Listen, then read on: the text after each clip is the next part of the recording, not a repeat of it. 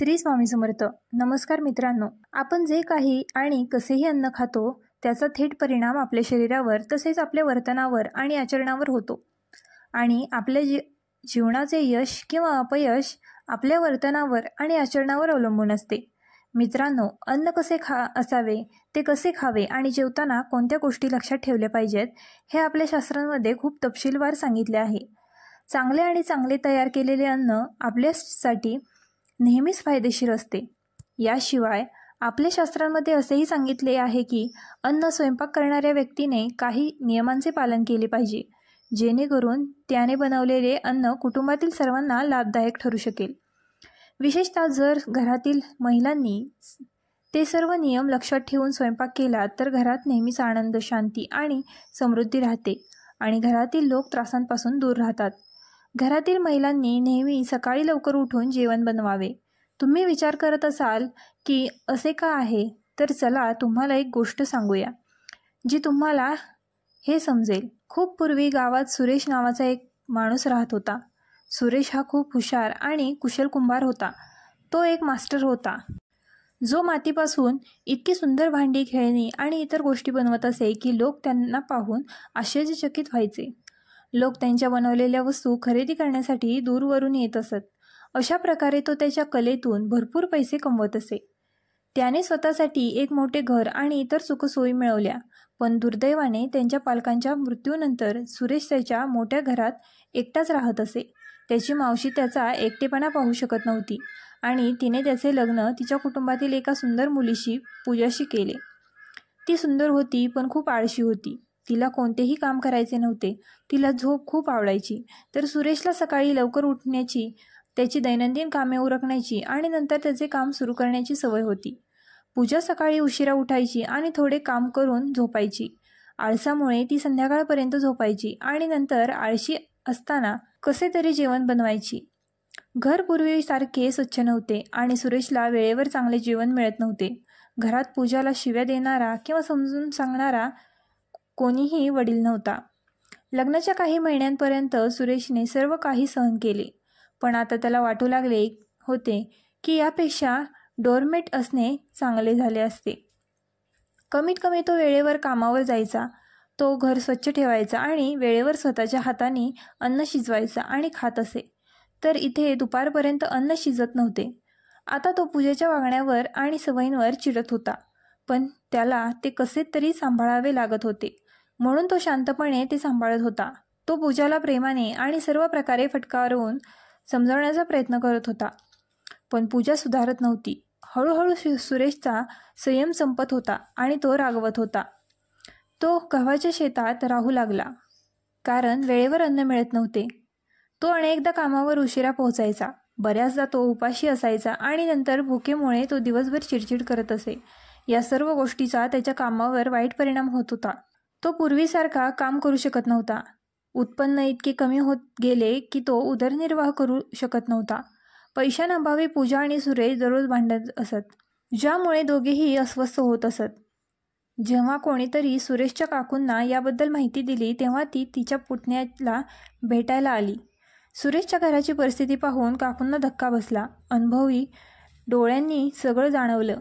सुरेश आणि पूजा तिच्या काकूंसोबत खूप लाजिरवाणी झाले कारण पैशाअभावी ते तिला व्यवस्थित आतिथ्यही करू शकले नाहीत.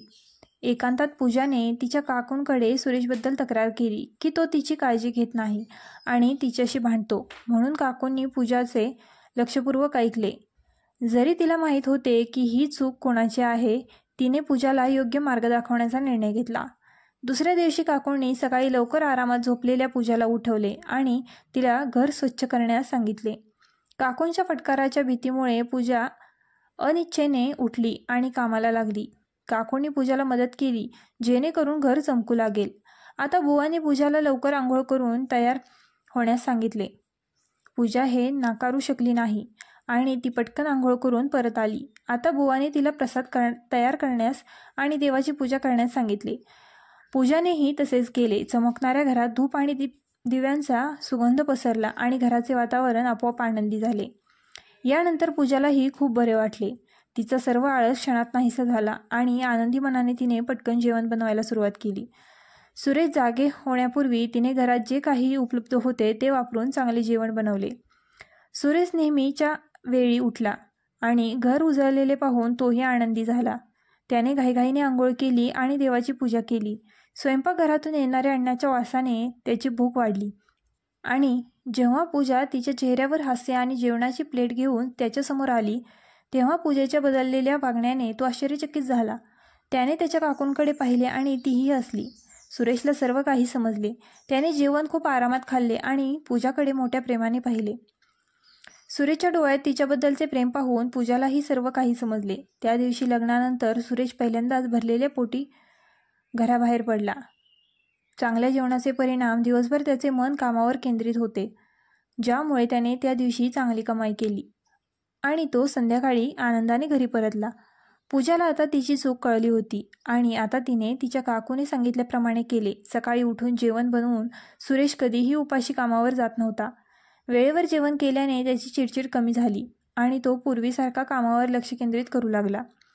घरी पुन्हा आनंद आणि समृद्धी परतली.